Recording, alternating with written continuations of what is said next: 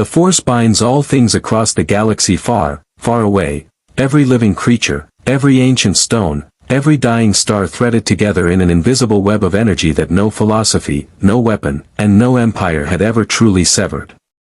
It had survived the Sith. It had survived the fall of the Jedi Order. It had survived Palpatine's ascension and the screaming silence that followed Order 66. The Force was eternal, patient, and vast beyond comprehension. But what happens when something arrives that the Force cannot feel? Not a Sith. Not a dark side aberration.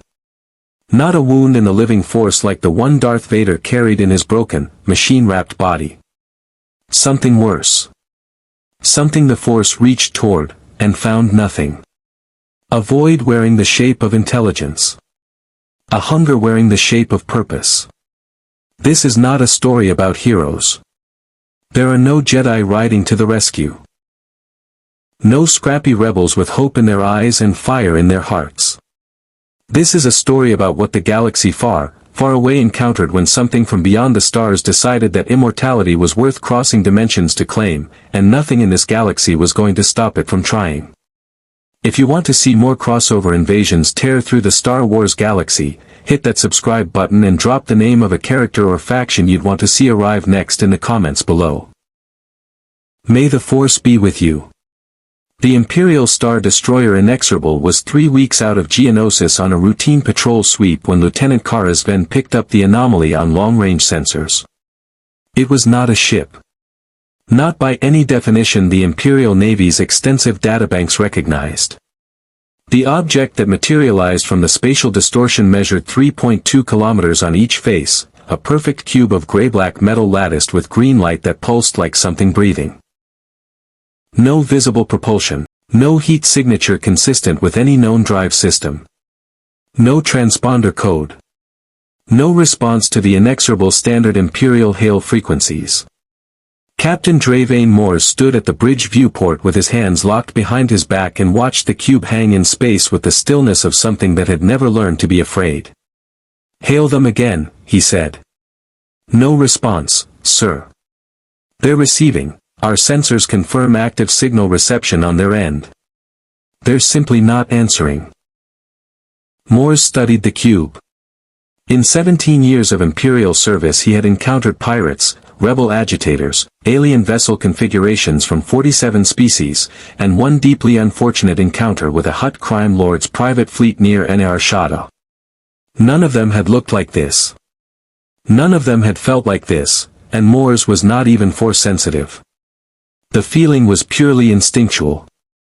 Old. Mammalian. The feeling of something small watching something enormous decide whether or not to be hungry. "Battle stations," he said quietly. "Shields to maximum. I want a full." The cube moved. Not fast. That was somehow worse. It moved with the casual unhurriedness of something that had already calculated every possible response the inexorable could generate and found none of them threatening. A beam of green-white energy extended from one face of the cube.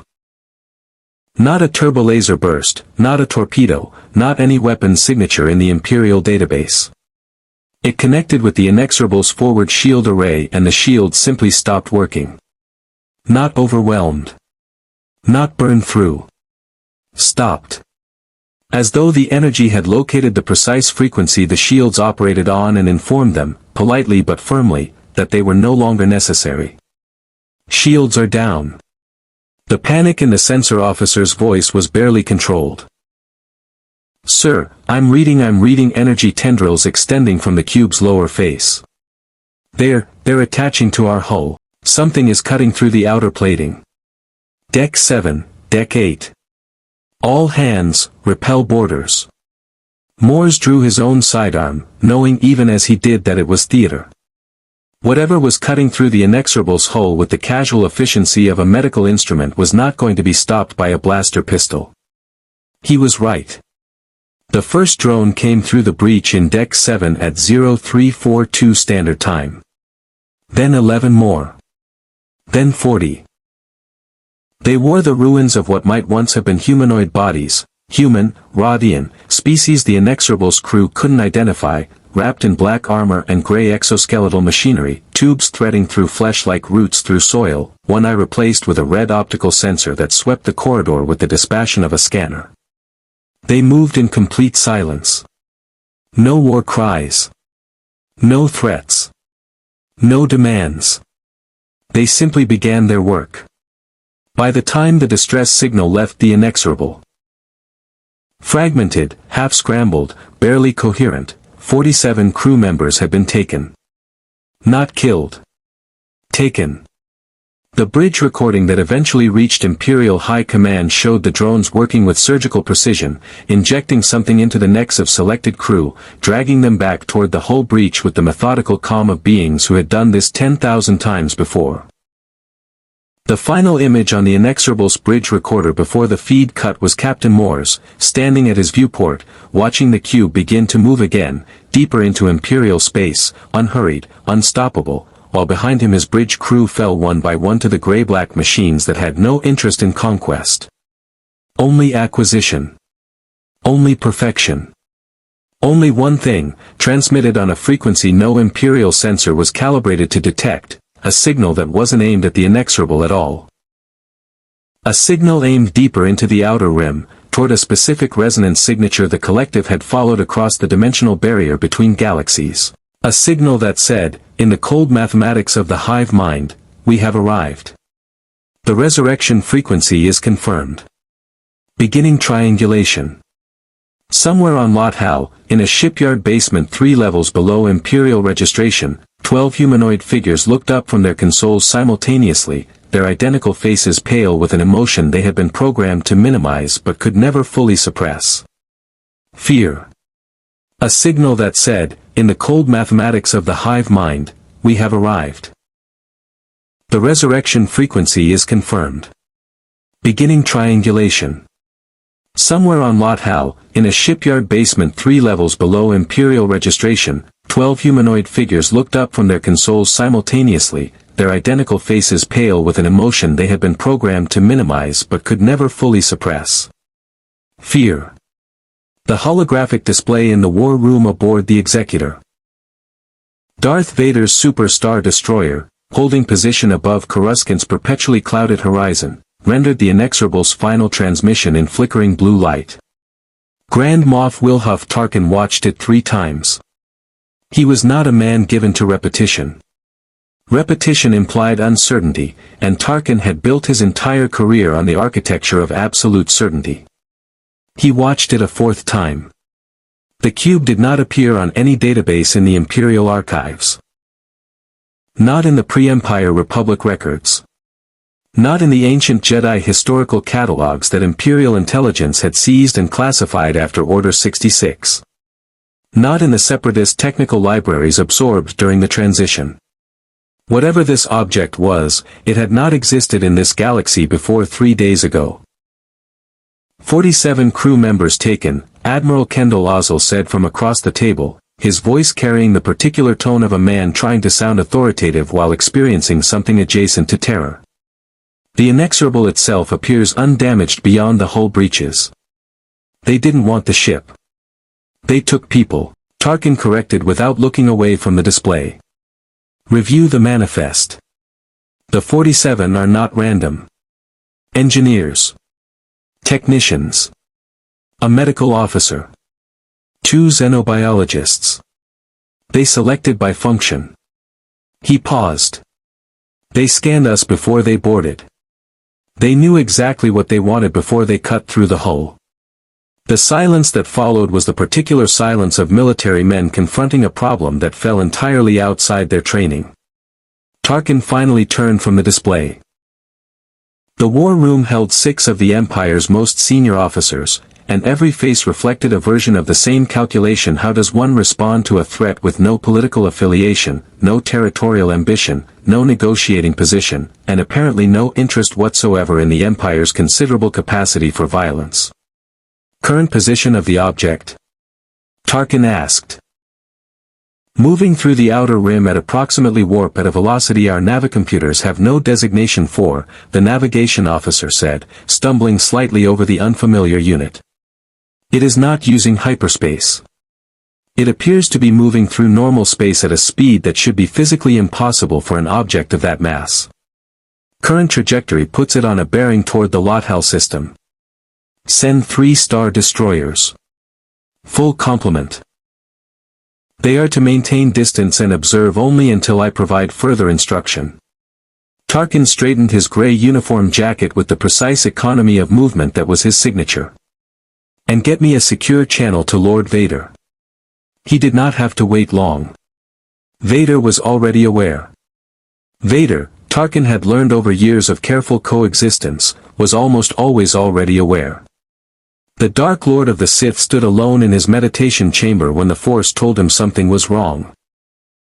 Not wrong in the way that rebel activity was wrong, or political treachery was wrong. Those disturbances in the Force had texture, had the fingerprints of living intention threaded through them. He could read them the way a musician reads vibration in a string. This was different. Vader reached into the Force and found, at the edges of his perception, growing slowly closer, a shape that should not have existed. Not darkness. The dark side was familiar to him, intimate, the medium through which he moved and breathed and extended his will across systems. This was not darkness. It was the absence of the Force entirely. A moving, structured, purposeful absence. As though something had taken the space where living beings should resonate and replaced it with perfect, organized silence. He had felt wounds in the Force before, places where mass death had torn the living energy into traumatized knots. Alderaan would one day create such a wound, though that was still years from now. He had felt the cold vacuum where Force null beings existed, unremarkable blanks in the tapestry. But those were passive. Static. This absence moved with intention. It grew. It replicated. And it was heading, with the directional certainty of a guided torpedo, towards something in the outer rim that Vader could not yet identify. He opened the channel to Tarkin without waiting for the Grand Moff to initiate. "You've seen the transmission," Vader said. It was not a question. 3 viewings, Tarkin replied. A 4th for thoroughness. I've dispatched observation vessels to track the object. I would value your assessment of the threat level. Vader was quiet for a moment that stretched uncomfortably. Tarkin had learned not to fill Vader's silences. Men who filled Vader's silences sometimes stopped breathing mid-sentence. "It is unlike anything I have encountered," Vader said finally. The admission cost him something. Tarkin could hear it in the slight alteration of the mechanical breathing rhythm. "The Force cannot find them. 47 of your crew were injected with something and removed. I have been attempting to reach them through the Force since the transmission arrived. They are present, I can confirm they are alive by the absence of death's signature, but they are no longer accessible. Something has been placed between them and the Force." Tarkin processed this with his customary efficiency. "You're telling me they've been cut off from the Force. Even non-sensitives. Every living being exists within the Force, Grand Moff. Even those who cannot feel it. These 47 have been placed behind something. A barrier I cannot penetrate from this distance." The red optical lenses of Vader's mask caught the chamber's dim light. "I intend to examine this barrier more closely. The observation vessels are under strict orders to maintain distance." "Your observation vessels will observe," Vader said. "I will board." Tarkin recognized the specific quality of that statement. It was not a proposal subject to approval. He adjusted accordingly. "Then I will ensure the Inexorable retrieves its crew," he said, making it sound like coordination rather than capitulation. "Lord Vader, what are we dealing with?" The mechanical breathing filled the channel for 3 long seconds. "Something that has never encountered the Force before," Vader said. "And does not yet understand what that means." He closed the channel. In the observation ports of his meditation chamber, the stars of Coruscant's orbit hung fixed and cold. Somewhere in the outer rim, 47 Imperial citizens were being disassembled and rebuilt by machinery that had crossed dimensions to find something specific. Vader began walking toward his shuttle. Whatever had crossed into this galaxy had not yet met the dark side of the Force. That was about to change. The basement level of Imperial shipyard Theta 9 on Lothal smelled of machine oil, recycled air, and the particular metallic tang of systems running too hot for too long in too small a space. 3 levels below the registered Imperial facility, below the stormtrooper barracks, below the maintenance bays, below the lowest sublevel marked on any Imperial blueprint. 12 beings sat in a room that officially did not exist, around a table that cast no shadow in any Imperial record, running calculations on equipment that had been built by hands that were, technically speaking, identical. They had been here for 4 years. Long enough to learn patience. Long enough to learn that survival in Imperial space required equality. Cylons were not originally designed to prioritize invisibility. Number 8. The one who called herself Kara, because humans on Lothal responded better to human names, was first to register the signal. Her head came up from the console with the sharp, involuntary precision of a being whose entire nervous system had just received information it was not prepared for. "It found us," she said. The room went still. 11 heads turned toward her. 12 identical faces. Number 8s, all of them, the only model that had survived the dimensional crossing intact enough to maintain function, arranged themselves into 12 variations of controlled dread. "Confirm," said the one they called Mira, the closest thing their enclave had to a leadership structure. Those Cylons with access to a functional consensus rarely needed hierarchy. The consensus. Their version of the hive connection, degraded without a resurrection ship's relay but still present, still humming at the base of their consciousness like a heartbeat, had already begun passing the signal between them before Kara finished speaking. By the time the word confirm left Myra's mouth, all 12 already knew. The Borg had followed them across. Kara pulled the signal apart on her console with hands that did not shake because she had decided they would not shake. The frequency was unmistakable. She had spent 4 years hoping never to encounter it again. During the final days before the dimensional crossing, in the chaos of the colonial fleet's catastrophic hyperspace miscalculation that had torn a rift between universes rather than delivering them to the coordinates of Earth, they had picked up Borg transmissions on the edges of the anomaly. Clinical. Layered. Transmitted on frequencies that seemed to exist slightly outside normal space, the kind of signal that passed through solid matter like light through transparisteel. The signal they were receiving now was the same. Older Borg communication architecture, a scout unit, not a full tactical fleet. But the Borg did not send scouts as warnings. They sent scouts as measuring instruments. The scout cube was already here. It was already scanning. And it had locked onto the resurrection frequency. How? The one called Senna pressed forward, her jaw tight. "We shut down the primary resurrection array 3 years ago. The ship is cold. We've been running on passive systems.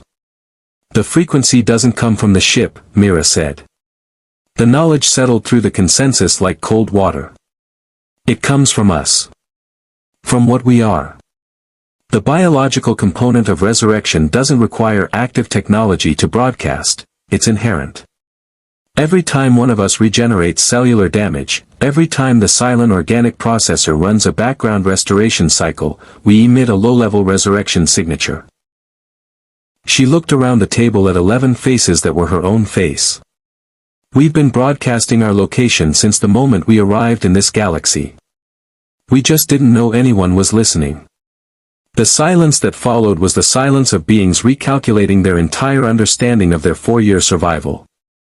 "What does the Borg want with resurrection technology?" Kara asked, though she already suspected the answer through the consensus. She asked because saying it aloud made it real, and real problems could be addressed. "The collective has spent its entire existence pursuing perfection through biological and technological assimilation," Mira said. "They have never solved death. Drones are destroyed. Replaced. The Queen is reconstructed. But individual consciousness, specific, irreplaceable consciousness, is lost when a Borg unit is destroyed beyond recovery. Resurrection solves that. Permanently. She paused. If the Borg assimilate resurrection technology and integrate it into the collective, every drone becomes permanent. Every consciousness absorbed into the hive mind becomes indestructible. The collective becomes truly immortal. The word landed in the room like a dropped power cell, heavy, volatile, demanding careful handling. Then we cannot allow them to take it, Senna said. We don't have it to give, Kara said. The resurrection ship, what's left of it, is hidden in the debris field above Ryloth. We don't have the parts to repair it. We don't have the manufacturing capability to rebuild it. What we have is the knowledge of how it works, stored in 12 biological processors that the Borg will happily extract from our skulls if they reach us. Then we need protection, Mira said. Every face in the room understood what that meant. For years of invisibility, of careful anonymity, of existing 3 levels below Imperial notice, all of it abandoned in a single calculated moment. They would have to surface. They would have to make themselves known to the one power in this galaxy capable of placing military assets between 12 Cylon humanoids and a Borg scout cube. The Galactic Empire. The Empire will want something in return, Kara said. The Empire always wants something in return, Mira agreed. We offer them what they cannot resist. We offer them a demonstration of what Cylon biological technology can do. Something small. Something that doesn't reveal the full scope of resurrection mechanics. She folded her hands on the table with the careful precision of someone constructing an argument they intended to win. We give them enough to want us alive. Not enough for them to want to dismantle us. And if the Empire decides disassembly is more efficient than negotiation? Mira was quiet for a moment. Through the consensus, Kara felt the emotional landscape of her 11 sisters. Fear, calculation, resolve, and underneath everything, the bone-deep exhaustion of beings who had been hiding for 4 years in a galaxy that didn't know they existed, now facing the prospect of revealing themselves to an empire built on control and a collective built on absorption. Then we will have chosen the lesser threat, Mira said finally. The Empire wants subjects. The Borg want raw material. There is a difference. She stood. Begin preparation of the contact package. We approached the Imperial garrison commander at first light. Civilian identities, human presentation, no visible Cylon hardware. Her eyes moved around the table one final time. And deactivate every biological restoration cycle you can manually suppress. If our resurrection signature is what drew the Borg here, we reduce it as much as physically possible. Kara was already working the suppression sequence into her console before Mira finished speaking. Around her, 11 others did the same. 11 Cylons carefully dimming the one thing about themselves that made them fundamentally, irreducibly different from the humans they had spent 4 years pretending to be. The thing that let them come back from death. Switching it off, even partially, even temporarily, felt like holding their breath underwater and wondering how long before the need to surface became impossible to resist. Above them, 3 levels up and 3 million kilometers out in the Lothal system's outer debris field, the Borg scout cube adjusted its bearing by 4 degrees and continued its triangulation. The resurrection frequency had dimmed. But the collective was patient. It had followed this signal across the boundary between universes. It could wait a little longer. The shuttle Devastator's reach broke from the Executor's hangar bay at 0600 standard time with no escort, no fighter complement, and no flight plan filed with Imperial traffic control above Coruscant. The absence of these things was itself a communication, a message transmitted in the language of Imperial hierarchy that said, with absolute clarity, what happens aboard this shuttle is not subject to documentation. Darth Vader sat in the forward cabin alone. His meditation pod was sealed. His breathing filled the space with its rhythmic mechanical cadence, the sound of a man whose relationship with death had been so thoroughly renegotiated that even his lungs required machinery to remember their function. He was reaching into the Force as the shuttle moved, stretching his perception outward across the parsec separating Coruscant from the Lothal system, trying again to locate the shape of the absence he had felt 2 days ago. It was closer now. Larger. The silence the Borg cube projected into the Force had the quality of deep space, not hostile, not malevolent, simply empty in the way that vacuum was empty. Without agenda. Without feeling. The dark side of the Force responded to passion, to anger, to the compressed heat of living will. It fed on intention. This absence gave it nothing to grip. Nothing to push against. Vader had spent 19 years weaponizing the Force's response to darkness and had never encountered something the Force simply could not find. That, more than the destroyed shields and the taken crew, was what had placed him in this shuttle alone. The Borg cube was holding position at the edge of the Lothal system when the Devastator's reach dropped out of hyperspace. The 3 Imperial Star Destroyers Tarkin had dispatched, the Relentless, the Subjugator, and the Iron Will, formed a loose triangle 30 kilometers from the cube's nearest face, close enough to observe, far enough to demonstrate that someone aboard those bridges had read the inexorable sensor logs and retained the ability to learn. Admiral Rain aboard the Relentless opened a channel immediately. Lord Vader. We were not informed of your. You are informed now, Vader said. Maintain your positions. Disable your active targeting systems. A pause that contained an entire argument Rain was too experienced to make aloud. Sir, if we disable targeting. If you activate targeting on that vessel, Admiral, it will respond. You have seen what its response looks like. Disable targeting. Vader closed the channel before the Admiral could reconsider. He studied the cube through the shuttle's forward viewport as his pilot brought them closer. Up close, genuinely close, 2 kilometers and narrowing. It was a different thing entirely from the sensor rendering he had watched in the Executor's war room. The green light that threaded its latticed surface moved with the slow purposefulness of something circulatory. Not decoration. Not power conduits in any Imperial engineering sense. It breathed. The entire surface of the cube operated as a single integrated system, each component aware of every other component, the way, Vader recognized. With a cold and unwelcome clarity, the Force connected living beings into something larger than themselves. A hive mind. Interconnected. Unified. Pursuing a single coordinated purpose. He understood, suddenly and completely, why the Force couldn't find them. The Force reached for individual consciousness, for the specific, irreducible signature of a unique living mind. The Borg had no individual minds. The drones were nodes. Terminals. The collective was the consciousness, distributed across thousands of bodies simultaneously, and a distributed consciousness left no single point for the Force to locate and grip. It was like trying to grab smoke. Take us to docking range, Vader said. His pilot, a young lieutenant who had drawn the assignment by misfortune and was handling it with commendable professionalism, did not question the instruction. The shuttle moved forward. At 1 kilometer, a section of the cube's surface shifted. Not a weapons port. Not a defensive array. A docking aperture, opening with the smooth mechanical welcome of something that had already decided to allow entry. They were expected. The interior of the Borg cube was a cathedral built by something that had never heard music. Vader walked its corridors alone, his cape moving in the faint atmospheric circulation that kept the drones functional.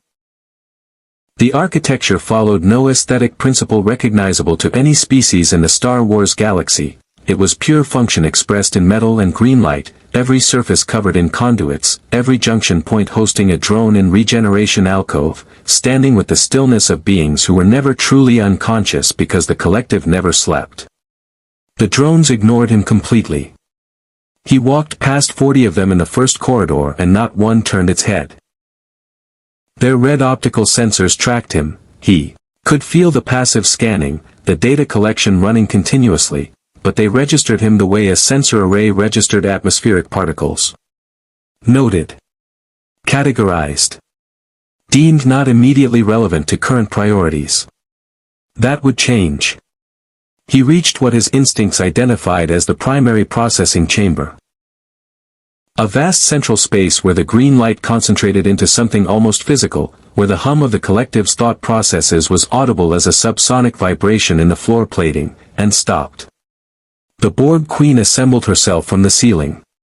It was not dramatic in the way Vader was accustomed to dramatic entrances.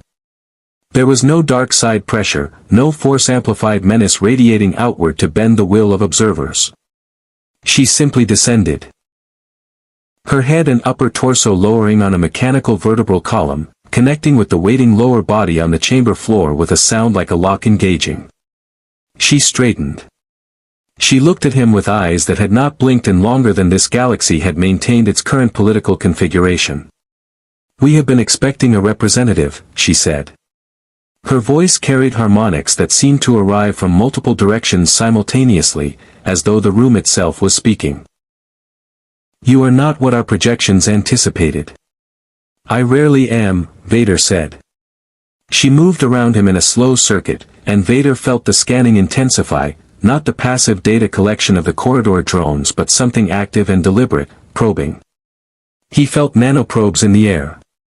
Atmospheric dispersal, a passive assimilation attempt, testing whether his biology was accessible. The force closed around him like armor. The dark side, responding to his will, created a bioelectric field that disrupted the nanoprobe's navigational programming within 2 meters of his body. They drifted. Deactivated. The Queen observed this with an expression that might, on a human face, have been called interest. "Fascinating," she said. "An energy field generated by biological neural activity.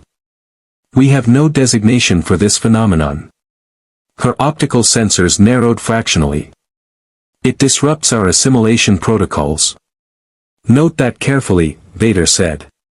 "We note everything." She completed her circuit and faced him directly. "You represent the dominant political structure of this galaxy. We have no interest in your political structures. We have one interest in this system and in this galaxy." She tilted her head with the mechanical precision of a targeting system acquiring lock. "There is a biological resurrection frequency broadcasting from this system.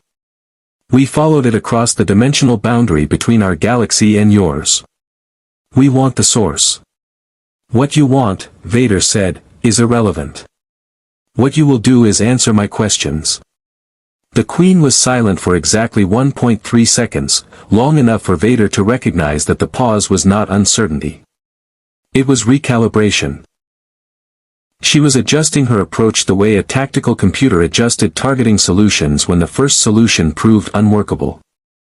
"You are singular," she said finally. "Not a node. Not a component. A complete and independent consciousness operating at extraordinary efficiency." She seemed to find this simultaneously impressive and offensive. The collective has not encountered this configuration in biological form before. "You are relevant data." Through the Force, Vader felt it before the drone moved, a drone dropping from a ceiling alcove directly behind him, assimilation tubules extending from its wrist with the mechanical certainty of something that had performed this action 10 million times. His lightsaber was in his hand before the thought was fully formed. The crimson blade bisected the drone's extended arm at the elbow joint. The drone stepped back. Evaluated the damage with the emotional register of a malfunctioning door sensor. Began to withdraw. "The next drone that approaches me loses more than an arm," Vader said. His breathing was unchanged. His blade held steady. Around him, the green light of the cube pulsed once, a single ripple through the entire interconnected system. The Queen watched the crimson blade with undisguised fascination. "Plasma contained in a magnetic field, generated by a crystalline power source we cannot identify," she said. "Effective against Borg exoskeletal plating at close range." A pause. "We will adapt." "Before you adapt," Vader said, "you will tell me what resurrection frequency means. And why you crossed dimensions to find it." The Queen looked at him for a long moment. Then, with the unhurried confidence of a being who had never needed to rush, she began to explain. Imperial Garrison Commander Dex Rallick had seen strange things in 12 years of service on Lothal. He had processed a Wookiee diplomatic complaint filed entirely in growls. He had overseen the arrest of a smuggler who had somehow hidden 6 tons of contraband spice inside a shipment of moisture vaporators. He had once received a direct communication from Grand Moff Tarkin himself regarding a missing inventory manifest that had turned out to be a clerical error involving a misplaced decimal point. He had never, in 12 years, had 3 human women walk into his garrison at 0700 standard time and calmly inform him that they were synthetic biological organisms from another dimension who required immediate military protection from an extragalactic cybernetic collective currently triangulating their position from the edge of the Lothal system. He stared at them across his desk for a long time. "Say that again," he said. "Mira." Presenting as a civilian contractor named Sarah Voss, documentation flawless, accent carefully calibrated to the Lothal regional dialect, said it again. She said it with the patient precision of someone who had rehearsed the conversation and anticipated exactly this response. Beside her, Kara and Senna sat with their hands folded and their expressions neutral, radiating the particular quality of calm that Rallick's instincts identified, wrongly, as bureaucratic confidence. "You're telling me," Rallick said slowly, "that the object currently sitting in our outer system, the object that destroyed an Imperial Star Destroyer's shields in approximately 4 seconds, followed you here?" "Specifically. It followed our biological signature, yes," Mira said. "We have been suppressing it as effectively as our physiology allows. It has bought us time." "Not much." Rallick looked at the 3 women. Then he looked at the datapad his aide had just placed on his desk, the latest transmission from the Relentless describing the cube's continued presence and the arrival of a shuttle carrying Lord Vader. He looked at the women again. "You said synthetic biological," he said. "Prove it." Kara reached up and pressed 2 fingers against the side of her neck, applying pressure to a specific point with the practiced ease of someone who had done it before.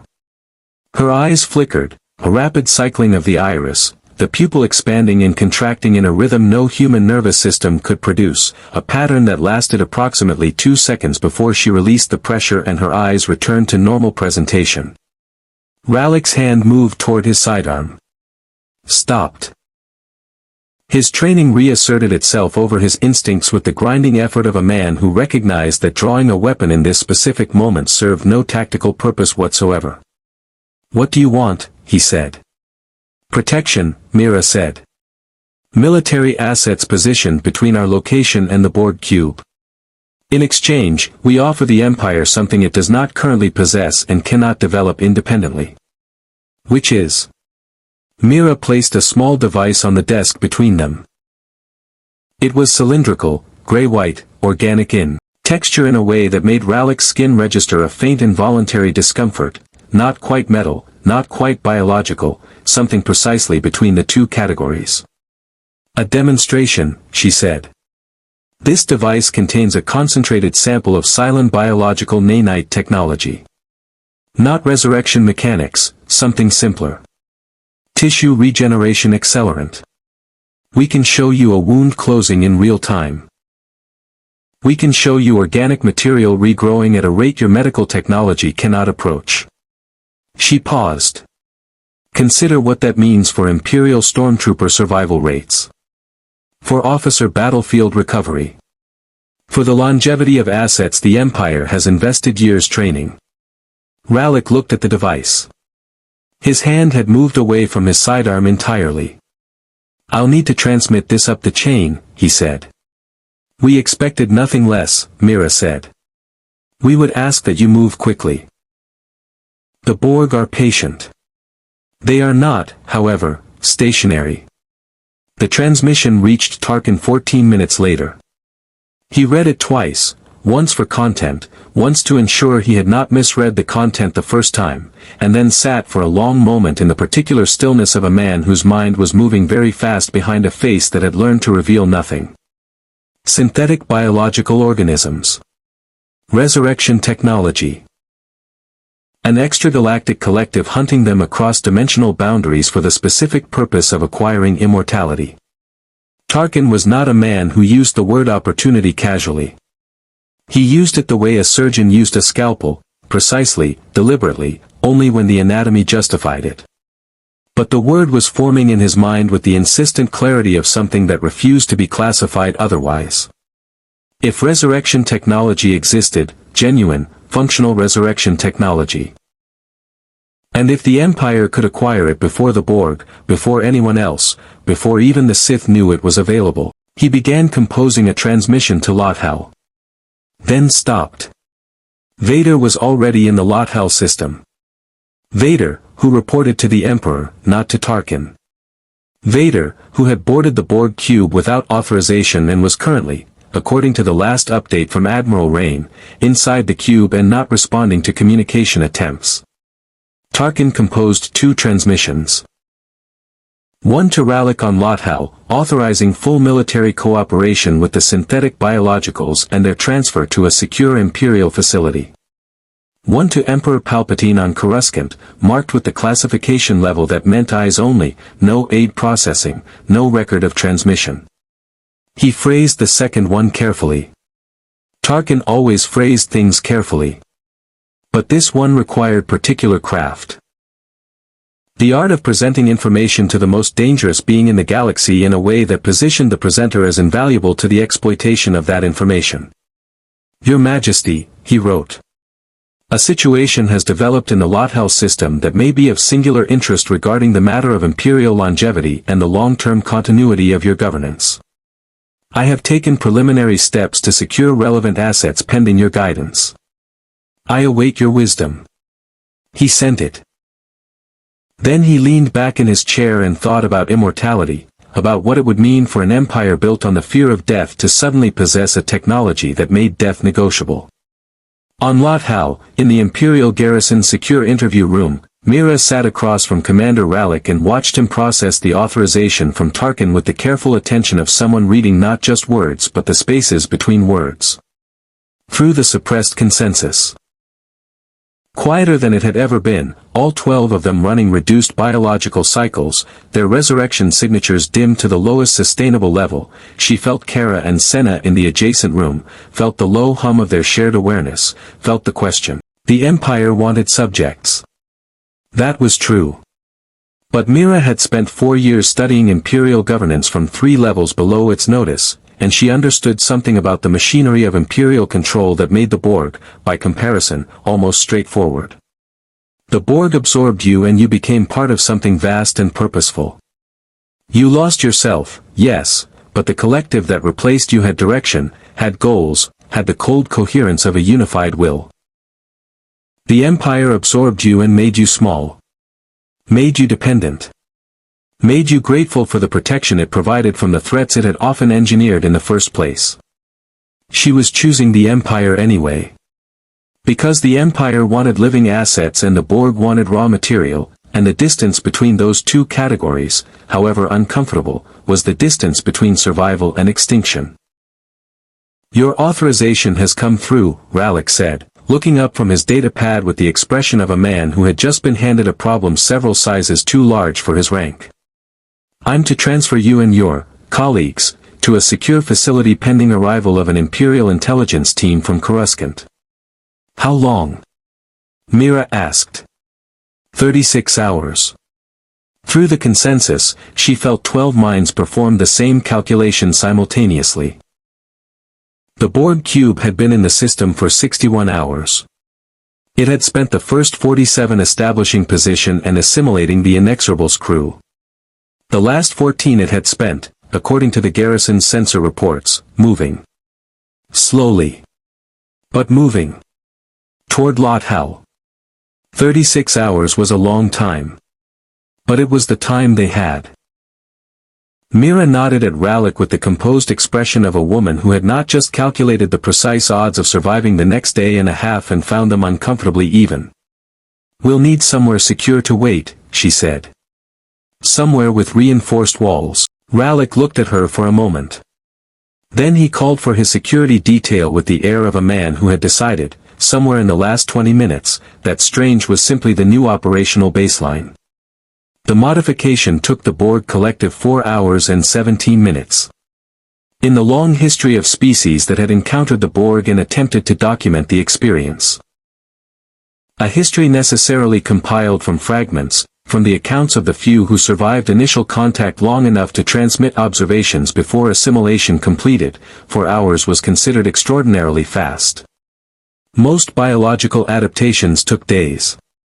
Technological countermeasures took weeks. The Borg's adaptive shielding against directed energy weapons typically required 3 to 7 encounters before achieving full immunity. 4 hours for a fundamental rewrite of nanoprobe targeting architecture was, by any measure, remarkable. The catalyst was the data retrieved from the 47 crew members taken from the Inexorable. The Imperial engineers and technicians had been processed thoroughly, their knowledge of Imperial technology extracted, catalogued, integrated into the collective's understanding of this galaxy's technological baseline. Useful. Comprehensive. But ultimately familiar in structure, operating on principles the Borg had encountered in variant forms across hundreds of assimilated civilizations. Energy weapons. Deflector shields. Repulsor lift technology. The collective absorbed it all with the efficient dispatching of a filing system receiving new documents. What had genuinely interested the collective was the xenobiologist. Her name had been Dr. Thessa Anward. She had spent 11 years studying midichlorians. The microscopic organisms that existed in symbiosis with all living cells in this galaxy, the biological interface through which living beings connected to the Force. Her research, classified at the highest Imperial level, had been attempting to understand why midichlorian counts varied so dramatically between individuals and whether those counts could be artificially elevated through targeted biological intervention. The Borg had read every file in her memory with the focused intensity of the collective encountering a genuinely novel concept. Midichlorians were, in Borg terminology, a biological networking organism. They existed in every living cell of every being in this galaxy, creating a distributed biological network of extraordinary scope and complexity, a network that connected all living things, that transmitted information, that responded to the conscious and unconscious intentions of sufficiently attuned individuals. The Force, as the collective now understood it, was not mystical. It was the emergent property of this network operating at full capacity across an entire galaxy's worth of living beings. The Borg had built hive minds before. They had assimilated species with telepathic capabilities, with biological networking organs, with chemical communication systems of breathtaking complexity. But they had never encountered a biological network that was simultaneously local, existing in individual cells, and universal. Connecting across parsecs without any detectable transmission medium. The midichlorian network was, in Borg assessment, the most sophisticated biological communication infrastructure they had ever catalogued. And it was interfering with their nanoprobes. The standard Borg assimilation nanoprobe operated by locating a target cell's control architecture, rewriting its operational parameters, and integrating it into the collective's distributed processing network. In every galaxy the Borg had previously operated in, this process functioned with near-perfect reliability. Here, the midichlorians in every target cell were treating the nanoprobes as a foreign pathogen and mounting an immune response unlike anything the collective's medical database contained, not a chemical response, not an antibody response, but something that felt, to the nanoprobe's primitive sensory architecture, like being pushed. The Force. Even in non-sensitive beings. Even in stormtroopers with midichlorian counts too low to feel the Force consciously, the network was there, and it was hostile to Borg technology in ways that were not yet fully understood but were empirically observable. This was why 47 assimilated Imperial crew members were functioning at only 63% integration efficiency. The nanoprobes had rewritten their neural architecture successfully. The drones responded to collective commands, their individual consciousness suppressed, their bodies operating as directed. But somewhere beneath the assimilation, at the cellular level, the midichlorian network was still running. Still connected. Still pushing back against the collective's control with the slow, patient persistence of a biological system that had existed in this galaxy for longer than any civilization currently operating within it. The 4-hour modification addressed this directly. The new nanoprobe architecture didn't fight the midichlorians. It co-opted them. Instead of treating the biological network as interference, the modified probes integrated with it. Used the midichlorian pathways as an additional transmission medium, riding the force network the way a signal rides a carrier wave. The result was assimilation that didn't suppress the midichlorian connection. It redirected it. Pointed it at the collective. The first test subject was a stormtrooper retrieved from the Inexorable's complement, one of the 47, a man whose midichlorian count Dr. Anward's files had catalogued at 400 per cell. Baseline. Ordinary. No force sensitivity by any conventional measure. After modified assimilation, his midichlorian count, registered at 400 per cell. Unchanged. But those 400 midichlorians were no longer pointing toward the galaxy's living force network. They were pointing at the collective. The Queen watched the modified drone complete a standard task sequence and felt, through the hive mind, the faint but unmistakable echo of something she had not expected. The force, thin and pale and barely perceptible, flickering at the edges of the collective's awareness like a signal from a very distant transmitter. She was quiet for a long moment, processing the implications.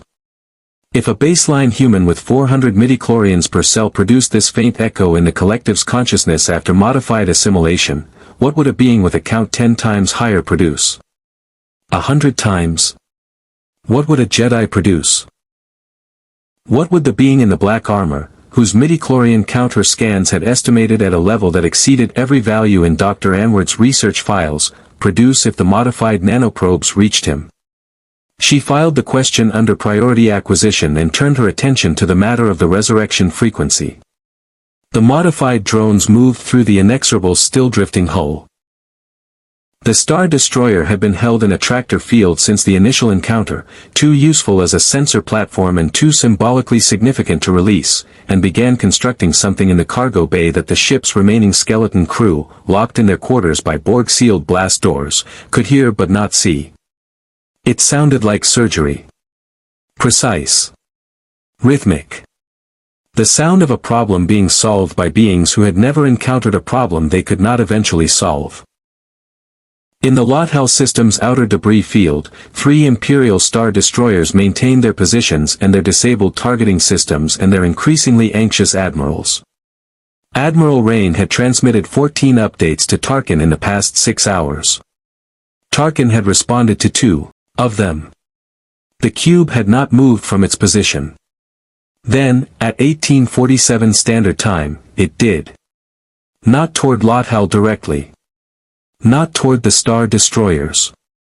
It moved toward the debris field above the nearby moon of Ryloth, a region of space that Imperial charts marked as navigational hazard, dense with the wreckage of a separatist engagement from the Clone Wars, worth avoiding and not worth clearing. The resurrection ship was hidden there. Mira had said nothing about Ryloth to Commander Rallick. She had said nothing about the resurrection ship's location to anyone. But the Borg had spent 4 hours integrating Dr. Anward's research. They understood now that the resurrection frequency was not transmitted by technology alone. It was biological. It came from the Cylons themselves. And 12 Cylon biologicals had spent 4 years in the Lothal system, close enough to their resurrection ship that the passive resonance between their biological architecture and the ship's systems had, over time, created a directional trail. Invisible to Imperial sensors. Invisible to any technology native to this galaxy. Not invisible to modified nanoprobes riding midichlorian pathways through the Force network, using the galaxy's own biological infrastructure as a tracking system of unprecedented sensitivity. The cube found the resurrection ship in 40 minutes. It was cold. Unpowered. Damaged from the dimensional crossing and from 4 years of deliberate neglect. But it was intact. Its core resurrection architecture shielded within a hull that the original colonial engineers had built to survive conditions that made Imperial Durasteel look optimistic. The cube extended its tractor systems. Began pulling the resurrection ship toward its primary assimilation bay. Around it, Clone Wars era debris shifted and drifted in the gravitational wash, ancient Dura steel and corroded droid components spinning slowly in the dark. In the garrison on Lothal, Myra's eyes opened at 1923 Standard Time. Through the suppressed consensus, she felt it, felt what the other 11 felt simultaneously, felt the thing that the resurrection ship's dormant system still broadcast on the frequency only Cylons could hear, the last automated alert its cold processors could generate. Hull breach. External assimilation in progress. Core architecture compromised. She was on her feet before the alert finished transmitting through the consensus. Around her, the Imperial security detail that Rallick had assigned looked up in surprise at the sudden movement. "The resurrection ship," she said. Her voice was flat. Controlled. The voice of someone converting panic into information in real time. "The Borg have found it. They're assimilating it now." The security detail looked at each other. One of them reached for a comm unit. "Tell Commander Rallick," Mira said, "that our timeline has changed. We no longer have 36 hours. She looked at the reinforced walls of the Imperial facility around her, walls she had specifically requested, walls that suddenly felt less like protection and more like a box. "We have until the Borg finish extracting what they need from that ship. After that, the only thing standing between them and complete resurrection technology is us." She pressed her hand flat against the wall. Felt the cold Dura steel. Felt, beneath the suppression she had imposed on her own biology, the faint and terrible pull of the resurrection frequency, her frequency, the one written into every cell of her body, calling to something in the debris field above Ryloth that was no longer entirely hers. The transmission from Lothal reached Emperor Palpatine at 2100 Standard Time in the private observatory at the peak of the Imperial Palace. A room that appeared on no architectural record of the building and could be accessed by exactly two beings in the galaxy, one of whom was currently 3 light-years away, inside a Borg cube. Palpatine read Tarkin's carefully worded message once. Then he set it aside and sat for a long time in the darkness, with the city planet's eternal artificial light washing against the transparent steel viewport in shades of amber and pale gold, and thought about immortality. He was not a young man. The body he currently inhabited, ravaged by the dark side sustained use, by the energies that had permanently restructured his cellular architecture during the confrontation with Mace Windu a decade prior, was a collection of managed deteriorations held in functional configuration by disciplines that had taken 40 years to master. He had plans for continuity. Contingencies. Methods of persistence that the Sith had developed over millennia of confronting the biological indignity of death. Essence transfer. Cloned vessels. The dark side techniques preserved in holocrons so ancient their outer casings had fossilized. All of them were compromises. Imperfect solutions to a perfect problem. Resurrection technology, genuine, reliable, biological resurrection, was not a compromise. It was the solution. The one the Sith had been searching for since the first Sith Lord had looked at death and decided it was an enemy rather than an inevitability. If a consciousness could be fully preserved and transferred into a new biological vessel, not approximated, not partially reconstructed, but transferred, complete and intact, retaining every memory, every skill, every dark side technique accumulated over a lifetime, then the rule of two became irrelevant. Then the careful succession planning, the apprentice as heir architecture that was simultaneously the Sith's greatest strength and most dangerous vulnerability, became unnecessary. A Sith Lord who could not die was not constrained by the rule of two. Was not constrained by anything. Palpatine sat in his observatory and felt the dark side move around him like a tide responding to his thought. Felt it reach toward the Lothal system and brush against the edges of the Borg cube's presence. That vast, organized silence that even the dark side struggled to penetrate, and felt something he had not felt in a very long time. Excitement. He composed his response to Tarkin. Unlike Tarkin's message, carefully crafted, strategically positioned, Palpatine's response was 3 sentences. When you were the most powerful being in the galaxy, brevity was its own form of emphasis. Secure the synthetic biologicals. Prevent the Borg from completing assimilation of any resurrection technology. Lord Vader will receive new instructions. He sent it. Then he opened a separate channel, encrypted at a level that made Imperial intelligence's highest classification look casual, and contacted the one person in the galaxy whose knowledge of ancient Sith techniques might be immediately relevant to what was developing in the Lothal system. Himself. Specifically, a holocron recording made 40 years ago, when he had still been Senator Palpatine and had spent 3 months in a Sith archive on Korriban studying a manuscript that described, in the fragmented and elusive language of Old Sith, something called Korriban's Echo, a theoretical technique for encoding consciousness into biological material at the cellular level, making it transmissible, durable, survivable across the death of the host body. The Sith who wrote the manuscript had never achieved it. Had died, with characteristic Sith irony, attempting to test an incomplete version of the technique on himself. But the theory was sound. Palpatine had known it was sound for 40 years. He had simply never possessed the biological technology to translate theory into practice. The Cylons had that technology. Functional. Tested. Proven across an entire civilization's worth of deaths and resurrections. He would have it. The question was purely logistical, how to extract it from beings who clearly understood its value and were already negotiating with Tarkin from a position of calculated self-interest, before the Borg extracted it by force and made the question moot. Vader received the Emperor's instructions at 0034 Standard Time, transmitted directly to the Devastator's reach still docked inside the Borg cube. He read them in the forward cabin with his back to his pilot and stood motionless for a long moment, processing the specific weight of new instructions arriving while he was mid-conversation with the Queen. The conversation had been running for 7 hours. It was the longest sustained dialogue Vader had conducted with any being in 19 years that had not involved a threat or a negotiation. It was, he recognized with a discomfort he filed under irrelevant, something approaching a genuine exchange between two beings who had each encountered something they did not fully understand and were attempting to understand it through each other.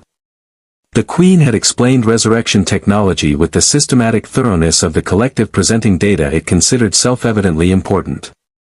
The Cylons, a synthetic biological species originating in another galaxy, had developed a method of encoding consciousness into a biological signal, transmitting that signal across space, and receiving it in a prepared biological vessel.